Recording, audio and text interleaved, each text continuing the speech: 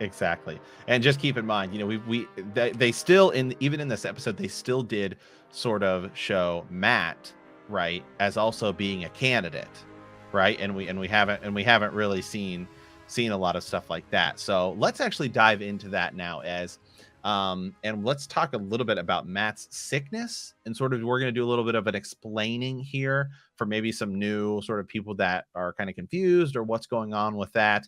And again, this is spoiler territory because we're obviously going to go and sort of explain what's going on here a little bit. So again, sort of at your own discretion here. But so in the episode, we see Matt.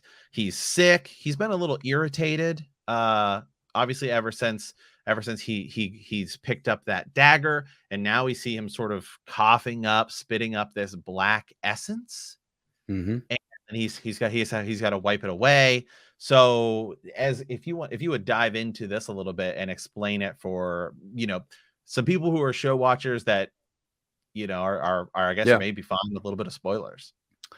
Yeah, if you're okay with that, for sure, we'll move forward here. So again, what is happening is, if you recall, Lan, when they were trying, this is where Lan is, he's apologized a couple times, saying there's that good moment between him and Moraine where he's like, I lost them. It was my fault. Moraine was sick. He didn't know what to do. He had to protect her at all cost. He enters the city of Shadar Logoth, which was Arad Hall at one point. This was, as they said in the show, a place where Manetherin, as they said in the show, called for aid. No aid came. A darkness fell on Arad Hall, turned it to Shadar Logoth. Shadar Logoth, actually, in the old tongue, is place where the shadows wait, or simply the shadows waiting. Very interesting. So when they go there, it's sort of there's this blackness. This what do you want to call it? I don't even know. It's like a creeping kind of Darkness, right? darkness, right? Mashadar that seemingly is tainted and affected everything. It is a darkness that is different from the Dark One's power. There's your spoiler. Is that it's different. The Dark One's own army will not enter the city. They're afraid to enter the city because it's different, because there's lore behind it that it, Trollocs and whole armies, and they don't stand a chance. Mashadar going to kill them all. Like, it's not something to mess around with. So in this episode, what was really cool was to see that they're visually showing you the sickness, the dagger's taint. In the book, it's simply just that, like, he's sweating, he's growing more gaunt, he's thin, he's not eating as much, he's paranoid. Paranoia takes over Matt. Now they're showing you he's actually vomiting in the show. He's vomiting up some of this black, gross, as MJ Daniel said there, just kind of a gross sickness that's coming out of his mouth. We saw it coming out in this last episode. What was interesting, and I didn't notice this until, again, shout out to the Dusty Wheel, when I went and I was like, why is the Fade hiding up there? Why is the Fade up there? That Fade is Yeah. the death of that dagger. If that dagger touches your skin, it's an agonizing, terrible death. Just a nick. Right. And it happened so quick that the first time you watch that scene, you were almost thinking, it's because Rand and Tom run into the room and there's people dead, and you're thinking, oh my God, did Matt just kill these people because he's standing there with his dagger? And then Matt says, I see you, and then the Fade comes down. And so yeah, it happened so quickly that on a second watch, which I rewatched it this morning, yeah, that is the case. Is the Fade isn't moving until Tom and Rand come in and sort of cause Matt to lose his focus there a little bit. Right. Right. Because we originally think that Matt has killed them. We think he's killed Exactly. these people, and it's the Fade that's striking, and he's on guard. He's ready to take him out. So it's like a different type of darkness that is willing to consume anything. It's not like it's going to ally with other dark friends, or no, it's its own thing. It's its own thing. Mordith in the book is this creature, an individual who lives in Shadar Logoth, who Moraine warns us about in the books.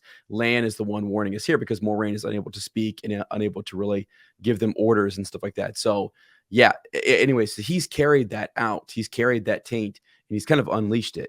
Essentially, he's walked it out of Shadar Logoth, because it was that was confined kind of into that city. Mordith wanted you to take a piece of his treasure out of the city to allow him to either possess or inhabit or free him in some way. But yeah, the Trollocs, the Fades, the Murdral, they want nothing to do with that dagger, and they are very fearful of it and the power that it, kind of represents. So Yeah, and I think that the dagger actually presents sort of an interesting change that will ultimately end up happening with Matt, because a lot of the characters right now we're beginning, they're already in the they're already in the stages of becoming the characters that they will be for the obviously for the remainder of the show, or even in the books. Although I think that Matt sort of takes the longest to get to his sort of character arc, because he goes through this sort of sickness. We get a little bit of Matt before they leave Emmons Field in the books, and we yeah, get a little bit of it in the show, but he's already kind of changed. They made him already a little bit darker and a little more sort of willing to do whatever it takes to try and take care of his sisters, and they sort of make him a down on his luck character, and he has some bad parents, and he's willing to steal, right, to do things for his sisters. So they've altered him a little bit, and now he's got this dagger. And so what's interesting in the way they're doing it in the show is that his sickness doesn't actually make him feel that too far off of the character that he was before we see him in the show. Now, in the books, he will end up becoming, he's sort of a lighthearted, yeah, kind of guy. He goes into taverns, he's like flirting with girls, and mhm, he's a gambler. And right, so it's going to be interesting. And of course, we know that his Barney Harris, unfortunately, stepped out of the role. He's only going to be playing Matt in season 1, and so we're going to get a new actor, which a lot of people are saying, well, if you're gonna do it at any point in the series, it kind of works that they could almost write it into the show that when Matt will get healed, which I do think is going to happen much earlier than it does in the books, because it happens kind of like he gets healed a little bit and then they have to sort of do the whole thing. Um, is that now you have this opportunity to say, well, it actually changed him, and then you have like a different character. I don't know how they're going to handle that. okay. So, interesting thing, and not that they would do this, and I know they didn't probably plan for this. It seems like it was something that happened after season 1. But dude, I mean, like, full spoilers here, full spoilers. Okay, at one point, Matt is like Balefired out of existence for a hot second. You know what I mean? Right. Like, and Rand brings him back. And so, yeah, people come back. So it's like, you're right. Maybe they could, not that they're going to do that. But I mean, I just watched Land get his throat slit and it's almost die. And someone said it in our live stream last night. I never want to see that again. So could they do something like that with Matt? Is that something that they might try to do with the healing? Would they just say, would it be implied that once he's healed or separated from that dagger, he's changed in some way? Either way, we're gonna roll with it. It's just a recasting and it'll be fine. But yeah, it's an interesting thing to see. And I don't know how much more longer he's gonna have to go through. Like, are we gonna separate him from the dagger in this next episode? Right. I think we're going to Tar Right. Valon. So they might go ahead and do that, or it might plague him further on to where Podon Fane gets it and Faldara. He might keep it and hide it.